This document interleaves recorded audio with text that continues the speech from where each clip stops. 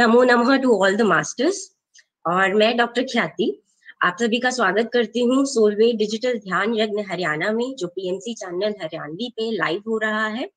और आज के हमारे जो आगे के स्पिरिचुअल साइंटिस्ट हैं, वो एक बहुत ही वंडरफुल डॉक्टर हैं, जैसे मैम ने बताया, doctor Sachin Gupta, who is a renowned cancer specialist and medical oncologist. He is currently working as associate director medical and hemato-oncology at Max Super Speciality Hospital, Mohali.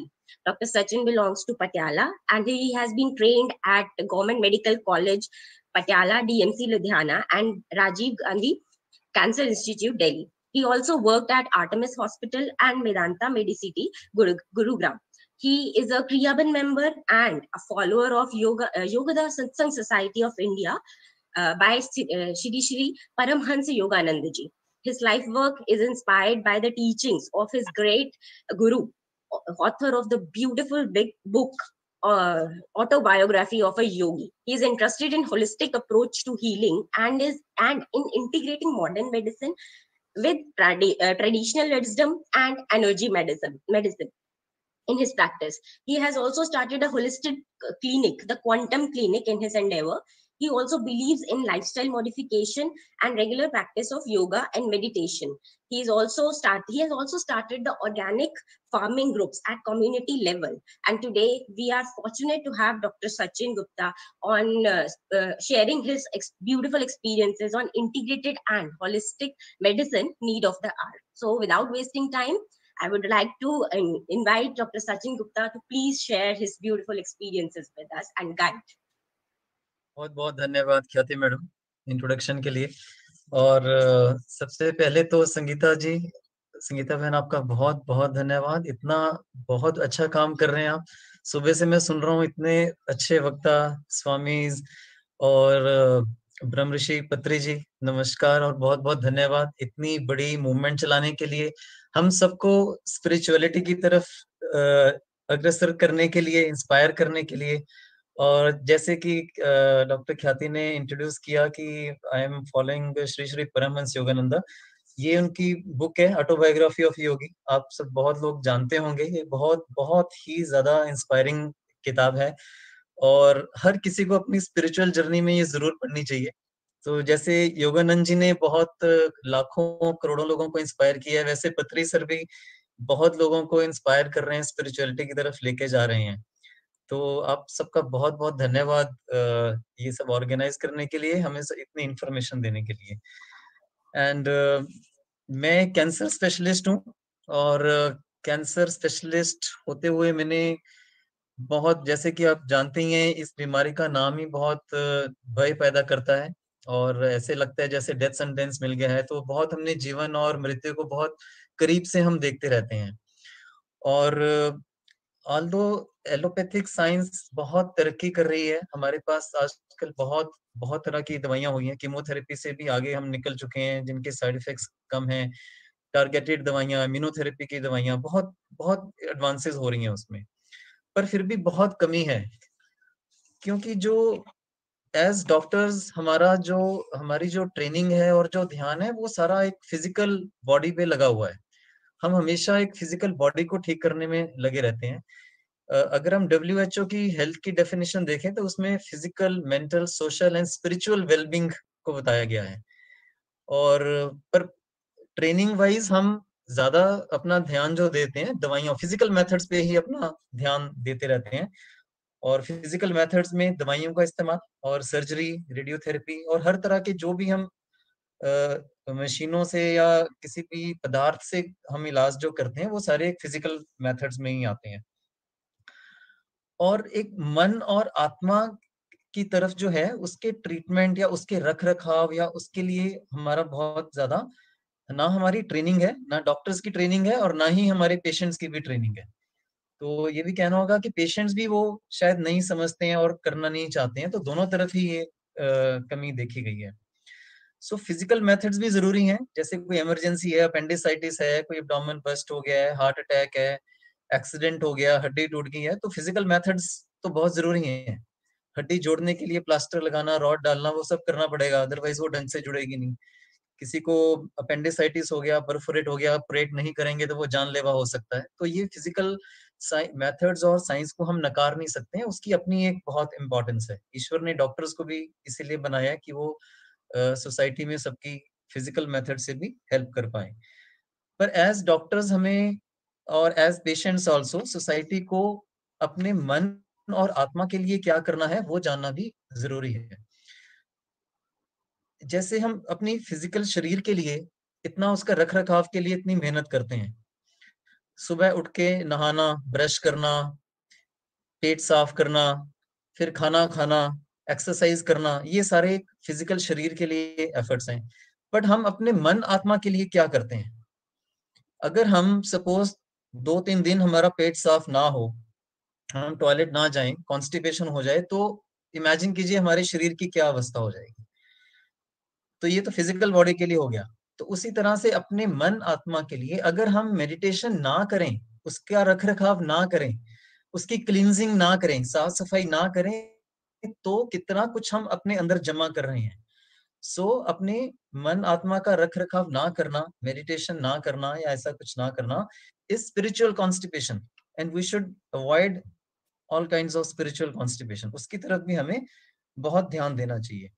तो इसी इंडेवर में हमने क्वांटम क्लिनिक की स्थापना की थी कुछ साल पहले, जिसमें हम अपने पेशेंट्स को उनका ध्यान इस तरफ लेके जा रहे हैं कि सिर्फ शरीर का नहीं, मन आत्मा के लिए भी आपको कुछ करना है। हमारे साथ हमारे हीलर्स एसोसिएटेड हैं, डॉक्टर श्वेता हैं, निमृत मैडम हैं, औशन मैडम हैं, और कुछ और लोग एसोसिएटेड हैं जो हमें पर्सनल सेशंस लेते हैं पेशेंट्स के लिए, ताकि उनको हम सब कॉन्शियस माइंड में लेके जाके उनके कुछ सेशंस करके साउंड का इस्तेमाल करके हम कोशिश कर रहे हैं कि उनको हम एक मेंटल और स्पिरिचुअल लेवल पे भी ये नॉलेज दे सकें और उस लेवल पे भी एक हीलिंग कर सकें। सो कई जो प्रॉब्लम्स हैं हमारे जीवन में और जो बीमारियां हैं, फिजिकल लेवल पे भी जो बीमारियां आ गई हैं, इन इन इनफैक्ट जो चाहे वो हार्ट की प्रॉब्लम है, चाहे वो डायबिटीज है, हाइपरटेंशन है, कैंसर्स हैं, आर्थराइटिस हैं, पेट की कई जो मतलब ज्यादा से जो क्रॉनिक बीमारियां हैं हर तरह की, उनकी उपज कहीं ना कहीं हमारी फीलिंग्स और इमोशंस में आ रही है। तो सीड इशू जो है, जो उसका कारण है, वो कहीं पे हमारी फीलिंग्स और इमोशंस पे है। पर हम कई बार दवाइयां दे दे के उनके सिम्टम्स को ट्रीट करते रहते हैं, उनका जो जड़ है, सीड इशू है, उसकी तरफ ध्यान नहीं देते हैं। तो क्रॉनिक बीमारियां जो हैं वो सिम्टम्स हम कंट्रोल तो कर लेते हैं पर वो खत्म नहीं होती हैं। जैसे अब ब्लड प्रेशर की दवाइयां लेते रहे, ब्लड प्रेशर को कंट्रोल कर लें दवाई लेके, बट ब्लड प्रेशर ठीक नहीं हुआ ना पूरी तरह से, वो रहता है, सारी उम्र दवाई लेते रहते हैं। इसी तरह से डायबिटीज की सारी उम्र दवाई लेते रहते हैं। कैंसर के लिए भी क्रॉनिक बीमारी है, बहुत लंबे समय दवाइयां चलती हैं, क्योंकि हम सीड इशू पर नहीं पहुंचते हैं, इमोशंस और फीलिंग्स और एनर्जी लेवल पे काम नहीं करते हैं। अगर हम अपना ध्यान वहां लेके जाएं, अपनी थॉट्स की तरफ लेके जाएं, तो हम थॉट्स पे, बिलीफ सिस्टम पे, एनर्जी लेवल पे काम करें, तो हम इनमें से कई बीमारियों को काफी अच्छे ढंग से कंट्रोल भी कर सकते हैं। और कई लोग इसको अपनी इच्छा शक्ति से इन सब चीजों पे अगर हम मेहनत करें तो पूरी तरह से ठीक भी कर सकते हैं। ऐसे बहुत एग्जांपल्स हैं। जैसे कि हम लोग जानते हैं हमें डेली कितनी थॉट्स आती हैं, लगभग 50 से 70 हजार थॉट्स हमारे डेली हमें हमारे मन में आती हैं। और इनमें से मेजॉरिटी जो थॉट्स हम जो आती हैं, या तो वो कई बार बेकार होती हैं, नेगेटिव होती हैं, बहुत सी थॉट्स यूजलेस हो सकती हैं, बार बार आती रहती हैं, परेशान करती रहती हैं। ओनली 5% जो है थॉट्स जो है हम कोई पॉजिटिव या पर्पसफुल या यूजफुल थॉट्स हम हमारे उसमें आती हैं मन में। मेजॉरिटी हम नेगेटिव की तरफ बहुत से लोग सोचते रहते हैं। तो अपनी थॉट्स पे और बिलीव्स पे ध्यान देना बहुत ही जरूरी है। हमारी जो फीलिंग्स हैं, इमोशंस हैं, इसका हमारे जो लाइफ से, हमारे स्वास्थ्य से बहुत गहरा लिंक है। जैसे कि मैं आपको एक एग्जांपल देता हूँ। जैसे गुस्सा है, गुस्सा एक बहुत एक नेचुरल एक इमोशन है जो हम एनकाउंटर करते हैं। सो जब गुस्सा आता है बहुत, हमारे किसी बात से हमें गुस्सा आया, तो हमारे शरीर में क्या होता है? तो साइंटिफिकली अगर इसको देखें तो हमारे शरीर में एक पैरासिम्पैथेटिक और सिंपैथेटिक नर्वस सिस्टम है। पैरासिम्पैथेटिक नर्वस सिस्टम नॉर्मली हमारे शरीर में जो ऑटोमेटिकली जो सिस्टम चल रहा है, ऑटोनॉमिक नर्वस सिस्टम, उसको वो चलाता है। पर जब कोई ऐसी घटना हुई कि हमें गुस्सा आया, हम आवेश में आ गए, तो हमारे शरीर में कुछ हार्मोन्स बनते हैं और गुस्से में सिंपैथेटिक नर्वस सिस्टम एक्टिवेट हो जाएगा और कॉर्टिसोल कॉर्टिसोल जो कि एक स्टेरॉइड हार्मोन है, एपिनेफ्रिन, नॉर एपिनेफ्रिन, इस तरह के हार्मोन्स हमारे जो ग्लैंड्स हैं वो पैदा करते हैं। गुस्सा आया, लिम्बिक सिस्टम ने उसको समझा कि गुस्सा हो रहा है, इमोशन को पकड़ा और उसने मास्टर ग्लैंड्स को ये सिग्नल भेजा, मास्टर ग्लैंड्स ने नीचे एड्रिनल ग्लैंड को सिग्नल भेजा और एक गुस्से वाले हार्मोन्स बन गए जिसमें कि कॉर्टिसोल, एपिनेफ्रिन, नॉर एपिनेफ्रिन बढ़ा और नाइट्रस ऑक्साइड कम हो गया, एक और तरह का हार्मोन है। और उसमें क्या हुआ, इसमें हमारी शरीर में ऐसी चेंजेस आएंगी जैसे हमारा सांस तेज हो जाएगा और मान लो आप कहीं आग लग गई है बिल्डिंग में, हमें बच के भागना है, तो शरीर में यही हार्मोन्स बनेंगे, राइट। और हमें उस बिल्डिंग से बाहर भागने में हमें मांसपेशियों को ज्यादा ब्लड सप्लाई चाहिए और हमारी सांस तेज हो जाएगी, धड़कन तेज हो जाएगी, पल्स तेज हो जाएगी और पसीने आ जाएंगे और हम भाग के बाहर चले जाएंगे उस कंडीशन से बाहर निकलने के लिए। तो ये एक प्रोटेक्टिव मैकेनिज्म बनाया हुआ है शरीर ने, सिंपैथेटिक नर्वस सिस्टम है, फाइट एंड फ्लाइट, ताकि हम उससे, उस घटना से, उस सिचुएशन से बच सके। जैसे आग लगी, उस सिचुएशन से बचने के लिए यही हार्मोन्स बने और हम बच के निकल गए।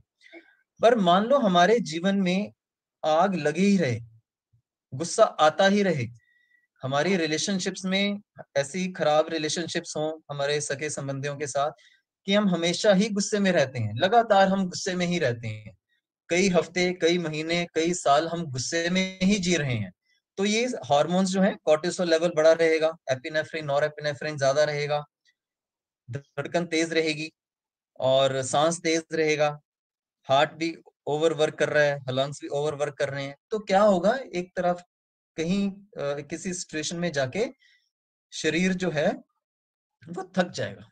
जैसे क्रॉनिक एंजाइटी है, क्रॉनिक गुस्सा आना, क्रॉनिक एंजाइटी स्टेट, और ये स्ट्रेस, कंटिन्यूअस स्ट्रेस जो लगातार है। स्ट्रेस हर किसी की लाइफ में है, हमें उसको मैनेज करना सीखना है। पर स्ट्रेस अगर कई हफ्ते, महीने, कई साल लगातार रहेगा तो उसने क्या करना है, ये वाले हार्मोन्स बढ़ते रहेंगे और हमारी इम्यूनिटी डाउन हो जाएगी। एक बार इम्यूनिटी डाउन होगी तो बीमारियां आएंगी। बीमारियां जैसे कि कैंसर सेल्स भी जो है वो भी शरीर में, हमारे सबके शरीर में कुछ ना कुछ खराब सेल्स बनते रहते हैं, कैंसर सेल सबके बनते हैं, पर हमारी इम्यूनिटी जो है वो इतनी ताकतवर होती है कि उन सेल्स को क्लियर कर सकती है।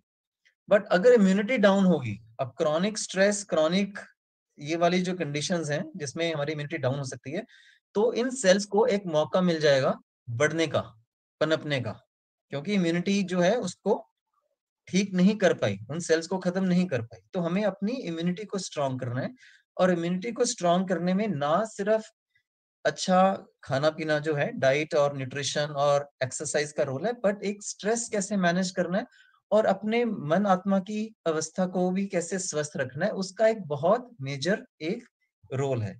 तो इसको सीखना एक बहुत ही जरूरी है, क्योंकि हमें अनफॉर्चुनेटली क्या हो गया, सेकुलर स्कूल्स की वजह से जो ट्रेडिशनल टीचिंग्स थी, ये तो हमें बचपन में स्कूलों में ही सिखा देना चाहिए था कि मेडिटेशन करनी है, स्ट्रेस कैसे मैनेज करना है। बट कुछ गलत जो पद्धतियां शुरू हो गई हैं हमारे देश में, उसकी वजह से ये बहुत अच्छी टीचिंग्स जो हैं वो स्कूलों में देना बंद कर दिया। तो हम सबका ये कर्तव्य है कि हम अपने सोसाइटी में अपने बच्चों को, अपने रिलेटिव्स को ये टीचिंग्स, हम अगर स्कूल्स नहीं दे पा रहे हैं तो हम अपनी ऑर्गेनाइजेशंस के थ्रू ये सारी टीचिंग्स बच्चों को शुरू से ही सिखाएं। सो जो मैं कह रहा था कि हमें अपना शुरू से ही इसको मैनेज करना सीखना है, रिलेशनशिप्स में कैसे अपने आप को, अपने इमोशंस को, फीलिंग्स को मैनेज करना है। सो इमोशंस जो है कोई खराब नहीं है, इमोशंस इनबिल्ट हैं, वो अपनी प्रोटेक्शन के लिए दी गई हैं। फियर की इमोशन है, अगर मान लो कोई आप ऐसी जगह हो जहां पे आपको खतरा है, आपको उस चीज से डर लग रहा है, तो ये बचने के लिए ईश्वर ने फियर दिया हुआ है। बट अगर हम कंटिन्यूअसली बेवजह डर में जिएंगे तो वो हमें खराब करेगा। ग्रीफ है, ग्रीफ एक जो दुख की एक है, मान लो हमारे कोई सगे संबंधी किसी की मृत्यु हो जाती है या कोई चीज हमारी खो जाती है, टूट जाती है, तो हमें उसका एक दुख होता है, उसको ग्रीफ बोलते हैं। वो एक इमोशन है, एक हेल्दी इमोशन है जो हमें दी गई है ताकि हम ग्रीव करें कुछ समय के लिए और फिर उसको ओवरकम करके अपने जीवन में आगे बढ़ें, उसको फिर भुला दें। बट अगर हम कंटिन्यूअसली ग्रीव करते रहेंगे, कई महीने कई साल लगातार ग्रीव करते रहेंगे, उस चीज को, उस अटैचमेंट को नहीं भुला पाएंगे, तो वो कहीं जाके हमें वो अंदर ही अंदर खराब करेगा। इसी तरह से लगातार गुस्सा करना, लगातार एंजाइटी में रहना, एक हेल्पलेसनेस की भावना, इनजस्टिस की भावना कि मेरे साथ ये ठीक नहीं हुआ या मेरे साथ ही जीवन में ऐसा क्यों हुआ, ग्रीड करना, बहुत लोभ करना, ओवर कॉम्पिटिटिवनेस, उसने ये ऐसा कर लिया, ऐसे क्यों हो गया, मेरे को और करना पड़ेगा, उसके पास इतना क्यों है, पड़ोसी के पास ज्यादा क्यों है। So this is jealousy and over competitiveness. घृणा करना, हेटरेड, एंड और अटैचमेंट्स हर चीज के साथ। सो ये सारी जो फीलिंग्स हैं, और भी कई फीलिंग्स हैं। गिल्ट है, गिल्ट एक बहुत इंपॉर्टेंट एक नेगेटिव फीलिंग है जो हम लगातार अपने, कई बार कई लोग बहुत अंदर उसको रखते हैं कि मेरी वजह से ये हो गया, अपने आप को ही माफ नहीं करते हैं। So guilt, anger, helplessness, injustice, jealousy, hatred and lust, fears, ये सारी जो इमोशंस हैं, ये कंटिन्यूअसली अगर हम इसको चेक नहीं करेंगे, मैनेज नहीं करेंगे, तो ये हमारे जीवन में कुछ ना कुछ बीमारियां पैदा कर सकती हैं, हमारी इम्यूनिटी को डाउन कर सकती हैं। कैसे करती हैं? बिकॉज हमारा एक अंदर फिजिकल बॉडी के पीछे एक एस्ट्रल बॉडी, कॉजल बॉडी भी है, चक्रा सिस्टम है, आप सब इस बारे में जानते हैं। 7 चक्र हैं, उसके अलावा भी बहुत और चक्रास हैं। तो उन चक्रास में जो एनर्जी फ्लो है वो ब्लॉक हो जाता है, फीलिंग्स और इमोशंस जो नेगेटिव क्रिएट होती हैं। सो ये जो ब्लॉक क्रिएट होते हैं एस्ट्रल बॉडी में और चक्र में, एनर्जी फ्लो में, तो कॉरस्पॉन्डिंगली उन्हीं ऑर्गन्स में, उन चक्रास के कॉरस्पॉन्डिंग जो ऑर्गन्स हैं, वहां वहां पे कोई ना कोई बीमारी जो है वो पैदा हो सकती है। बट हम जो एक्शन लेते हैं फिजिकल बॉडी पे, वो सिर्फ फिजिकल ऑर्गन पे लेते हैं, दवाइयां जो देते हैं, उसके पीछे जो एनर्जी ब्लॉक्स हैं, जो लेयर्स ऑफ इग्नोरेंस वहां पड़ी हुई है, उसके बारे में हम पूरा ध्यान नहीं देते। जैसे पहले भी एक स्पीकर ने इस बारे में जिक्र किया था, प्राणमय, अन्नमय, मनोमय, ज्ञानमय और आनंदमय कोश जो है। अब ये नजर तो आती नहीं है, अगर हम फिजिकल बॉडी की डिसेक्शन करने लगे तो ये चीजें तो कहीं नहीं नजर आएंगी हमें। So these are subtle energy things, और ये जो लेयर्स हैं ये नजर नहीं आती हैं बिकॉज हमारी जो फिजिकल आईज हैं ये नहीं देख सकती हैं इनको। इसके लिए भी जो हमारी जो ज्ञान के जो चक्षु हैं, जो हमारे अंदर डिवाइन आईज हैं, वो इनको देख सकती हैं, पर उसके लिए बहुत मेहनत की जरूरत है, मेहनत in the form of say meditation. तो इसलिए everything boils down to meditation. हमारे गुरु ने भी बोला है, श्री श्री परमहंस योगानंद हमेशा ये कहते हैं कि answer to your every problem lies in meditation. तो ये वैसे पढ़ने से तो ये बात समझ में नहीं आती है, पर जीवन में कई ऐसी घटनाएं होती हैं कि हम फिर जानते हैं कि जब हम साइलेंस में बैठते हैं ध्यान में, तो हमें अपनी समस्याओं का हल करने के लिए कुछ आंसर्स मिलते हैं। जब मन शांत होगा तो वो रिफ्लेक्ट कर पाएगा, वो उसको, उस वेवलेंथ को, जो उस आंसर को कैच कर पाएगा। तो इसलिए उन्होंने बोला है कि हर समस्या का जो समाधान है वो मेडिटेशन में मिलेगा, क्योंकि उस समय आप सुन पाओगे अपने अंतर मन को, और ईश्वर की जो आवाज है, गुरु की जो आवाज है, वो आप आपके तरह आप तक पहुंच पाएगी जब आप शांत बैठोगे मेडिटेशन में। सो मेडिटेशन में बैठना, डेली सुबह शाम अपना एक फिक्स रूटीन बनाना, एक एक कर्तव्य की तरह इसको निभाना, एक एक ना एक इसमें भी थोड़ा एक पक्का एक निश्चय करना है कि मुझे तो करना ही करना ही है। जैसे हम नहाते हैं, ब्रश करते हैं, टॉयलेट जाते हैं, खाना खाते हैं, उसी तरह से मेडिटेशन भी हमारी दिनचर्या का एक हिस्सा होना एक बहुत जरूरी है, क्योंकि उसी टाइम हम अपने जीवन पे, अपनी घटनाओं पे रिफ्लेक्ट कर पाएंगे। जो डिस्क्रिमिनेशन क्या, तितिक्षा जिसको बोलते हैं, क्या सही है क्या गलत है, वो शक्ति हमें उसी टाइम मिलेगी। हम अपनी जो इवेंट्स को इवेलुएट करेंगे कि सारे दिन में क्या हुआ, या आज के दिन में क्या करना है, या पिछले दिन मेरे से क्या भूल हुई, किसी से कुछ गलत तो नहीं कह दिया, और थॉट्स को प्योरीफाई करना, एंड फॉरगिवनेस जो है, खुद को ही माफ नहीं करना। सेल्फ लव की बहुत कमी है, हम अपने आप को ब्लेम कर, सेल्फ ब्लेम बहुत है, सेल्फ लव बहुत कम है। एंड अनकंडीशनल लव डेवलप करना, and specially one of the most important thing is forgiveness. कई लोग बहुत ऐसी धारणा बना लेते हैं, मैं तो सारी उम्र ही उसको माफ नहीं करूंगा, उसने मेरे साथ ऐसा किया है, मैं तो जीवन भर उसको माफ नहीं करूंगा। तो ये एक बिलीफ और एक प्रण कर लेते हैं कि मुझे तो माफ करना ही नहीं है। तो माफ ना करके वो क्या कर रहे हैं, खुद को ही बीमार कर रहे हैं। बिकॉज वो एक जो कह रहे थे ना, न्यूरॉन पाथवे बन गया, एक सॉलिड एक अंदर एक पाथवे बना लिया कि मुझे तो माफी करनी नहीं है। बट वो जो माफ नहीं करना और जो घृणा है और जो उसको कहाँ रख रहे हैं, वो अपने ही अंदर रख रहे हैं। और अपने अंदर रख रहे हैं नेगेटिव चीज, तो क्या कर रही है वो, हमारे एनर्जी फ्लो को ब्लॉक कर रही है और खुद को ही हम अस्वस्थ बना रहे हैं, खुद को बीमार कर रहे हैं ये सब करके। तो इसमें तो कोई बहुत मुश्किल नहीं है ये चीज समझना कि ये हम सबने अपने जीवन में एक्सपीरियंस की है कि जब हम माफ करते हैं तो we feel lighter, we feel better. हमें बहुत हल्का महसूस होता है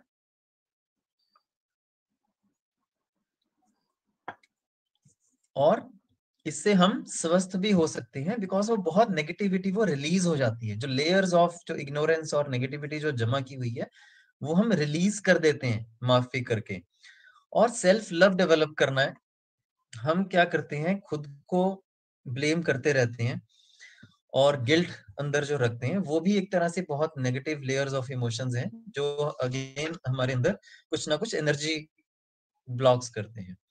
तो हम जो सेशंस करते हैं पेशेंट्स के साथ, हम कोशिश करते हैं कि हम उनकी प्रॉब्लम्स जो हैं, जो बीमारियां हैं, उसकी शुरुआत कहाँ है, उसके सीड इशू तक पहुंचने की कोशिश करें।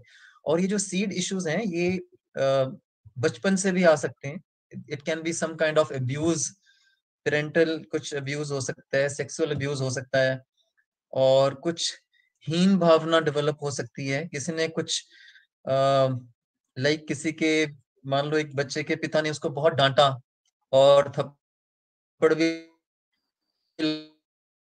लगाया और बोला कि तू, पेरेंट्स गुस्से में बच्चे को मार के ये कह सकते हैं कि तू तो जीवन में कभी सक्सेसफुल नहीं हो सकता। और तो ये बात उसके अंदर तक इम्प्रिंट हो जाती है, वो बच्चा उसको बहुत गहराई में ले जाता है और सारा जीवन वो इस भावना के साथ, इस फीलिंग, इस एक बिलीफ बन जाता है उसके अंदर कि मैं तो सक्सेसफुल हो ही नहीं सकता। और वो ऑब्वियसली अगर वो ऐसी भावना के साथ जीवन जिएगा तो एग्जाम्स में, जॉब में और कहीं ना जीवन में सक्सेस उसको नहीं मिलती है, बिकॉज वो एक कैरी कर रहा है ये एक बिलीफ सिस्टम जो है। तो इसी तरह से और कई चीजें हो सकती हैं लाइफ में, और पास्ट लाइफ से भी बहुत चीजें आ सकती हैं। सो पास्ट लाइफ रिग्रेशन थेरेपी भी एक इम्पॉर्टेंट एस्पेक्ट है इसका। और कई बार पेशेंट्स के जो प्रॉब्लम्स के आंसर्स हैं वो पिछली लाइफ से मिल सकते हैं। ऑल्दो जरूरी नहीं है कि सारे आंसर्स वहां हो, पहले इस जीवन का ठीक कर लेना चाहिए वहां तक पहुंचने से पहले। और बट उसका सबकॉन्शियस माइंड ही प्रॉब्लम तक लेके जाएगा जब ये सेशंस किए जाते हैं। सो हमें बहुत डीप सबकॉन्शियस माइंड में जाना है ये सब जानने के लिए कि हमारे जो पेशेंट है उसका, उसकी प्रॉब्लम्स कहाँ से उसकी शुरुआत हो रही है। सो इसके अलावा मैं बताना चाहूंगा कि जो बिलीफ सिस्टम है, धारणाएं जिसको हम बोलते हैं कि मैं तो, मेरा तो लिवर ही खराब है, मेरे को तो कोई चीज पचती नहीं है, राइट। या आलू खाने से मेरे को पेट अपसेट हो जाता है, या रात को दही खाने से मेरे को खांसी हो जाती है ना। इस या काली बिल्ली रास्ता काट ले तो कोई नुकसान हो जाएगा, मेरे साथ कोई अनिष्ट हो जाएगा। तो एक तरह के हम एक बिलीफ सिस्टम, कुछ धारणाओं के साथ हम अपना जीवन जीते हैं। और अपने याद होगा बचपन में हम एग्जाम देने जाते थे तो हमारी दादी मम्मी ये कहती थी आप दही में थोड़ा मीठा खा के जाओ, एग्जाम अच्छा होगा। सो वो एक बिलीफ बनाया जाता था हमारे अंदर, एक पॉजिटिव, कि आप दही और ये खा लिया अब तो अच्छा ही होगा। So you go with a positive frame of mind, right. So उसी तरह से कई नेगेटिव बिलीफ हमने बनाए हुए हैं, ये खाने से ये हो जाता है, मेरा लिवर कमजोर है, मेरा ये खाने से मेरे को हेडेक होता है, और ऐसा नहीं करूंगा तो ये हो जाएगा, वैसा नहीं होगा तो ये हो जाएगा। सो ये हम अपनी लाइफ में कहीं ना कहीं बिलीफ बना के चलते हैं।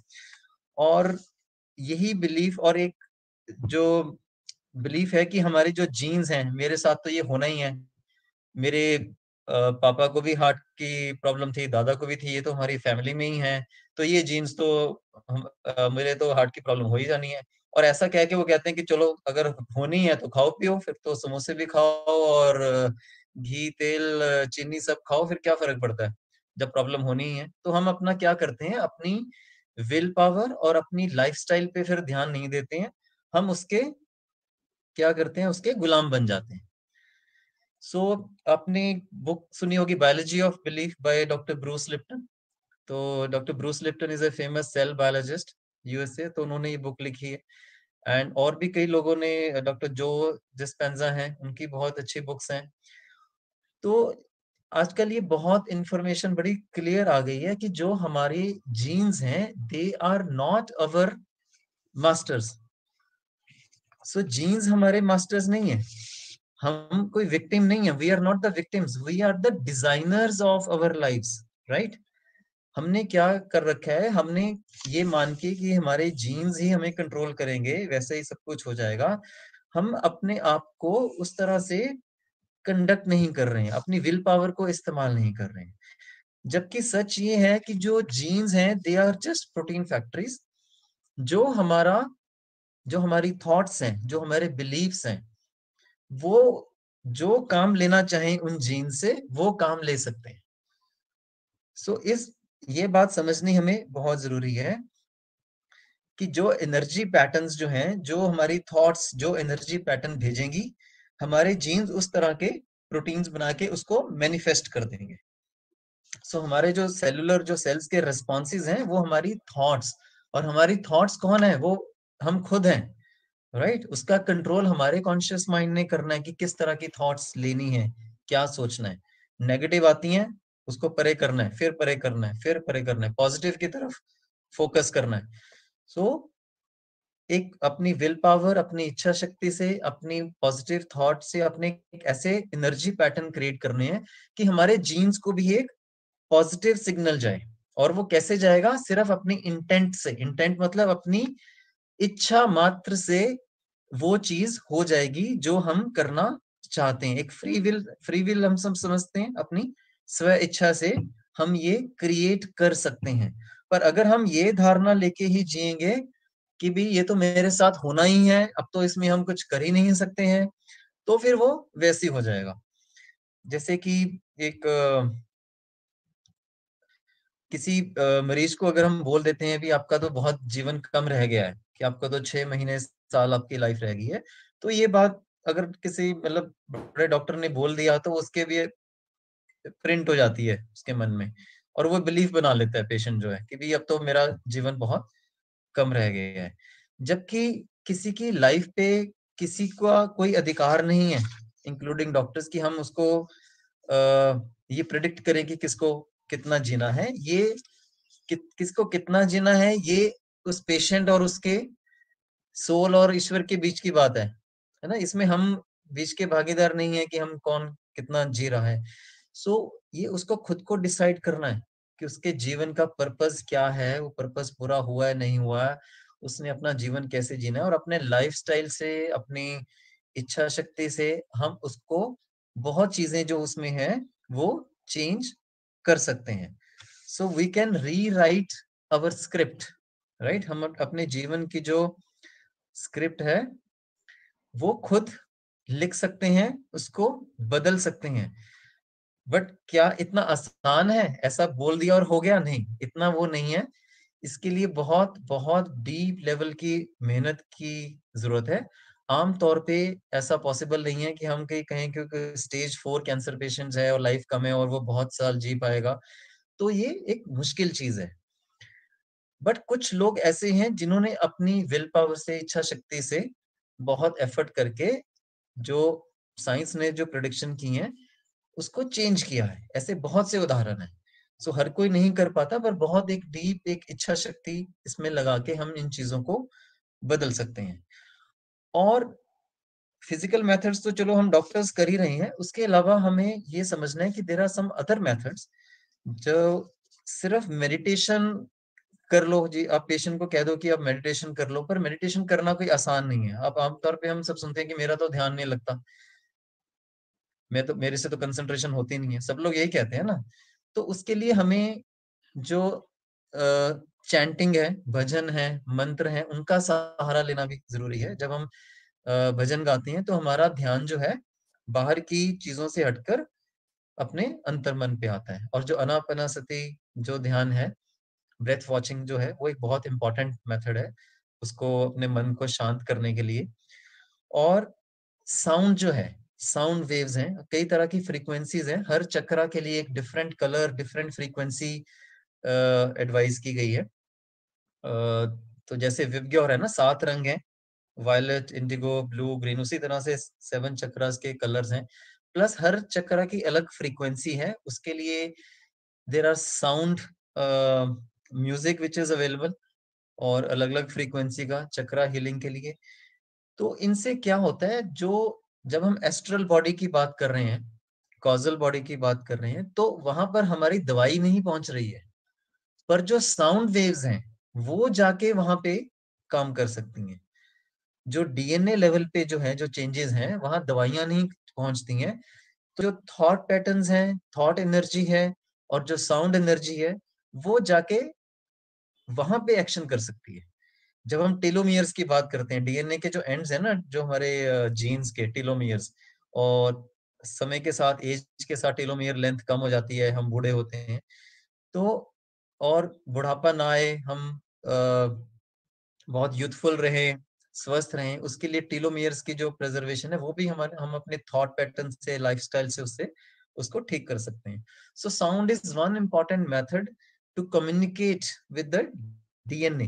तो डीएनए तक जो पहुंचने के लिए साउंड बहुत इंपॉर्टेंट है, उससे हम डीएनए रीप्रोग्रामिंग कर सकते हैं। जैसे जो ओम की ध्वनि है, so Om is the collection of the sound of the से whole of the universe. So सृष्टि में जितनी भी ध्वनियां हैं, उन सबको अगर हम जमा कर दें तो वो ओम की ध्वनि है। तो हम जहां से पैदा हुए हैं, ओम से, तो अगर हम ओम का उच्चारण करते हैं, ओम की साउंड के साथ जुड़ते हैं, तो वो भी एक अंदर हमारे सेल्स में, डीएनए में हीलिंग करती है उसकी। और हमारा ऑरा जो है वो क्लीन होता है, उससे नेगेटिव एनर्जीज रिलीज होती हैं। उसी तरह से अलग अलग चक्रास की अलग अलग साउंड है, और वो फ्रीक्वेंसीज हैं बहुत। ये सारी इंफॉर्मेशन यूट्यूब पे और बहुत जगह मिल जाती है। सो जब हम मेडिटेशन कर रहे हैं, मंत्र जाप कर रहे हैं, मंत्र में जो शब्द जो है, उच्चारण है, बड़ा इंपॉर्टेंट है। तो ये अंदर जाके हमारे डीएनए प्रोग्राम्स को करेक्शन कर सकती है, रीप्रोग्राम कर सकती हैं चीजें। बट अगेन, अगर हम इन चीजों पे विश्वास नहीं करेंगे तो हमें शायद फायदा नहीं मिलेगा। हमें अपनी इंटेंट, इच्छा शक्ति और समय लगाना पड़ेगा इसको बार बार करने के लिए।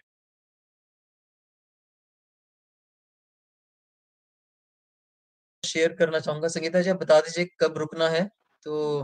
हाँ, सर हमारा टाइम तो अब हो गया है। और या सो श्वेता बस मैम लास्ट बेस्ट एक कहना चाहूंगा कि एक व्हील ऑफ लाइफ है हमारा, जो कि हम सारे अपने जीवन में हर एस्पेक्ट की तरफ ध्यान दें। जैसे हम अपने करियर पे ध्यान दे रहे हैं, अपनी जॉब पे ध्यान दे रहे हैं, धन अर्जित करने पे ध्यान दे रहे हैं, फैमिली, लाइफस्टाइल, रिलेशनशिप्स और स्पिरिचुअलिटी, मेडिटेशन, इस पे ध्यान देना बहुत जरूरी है।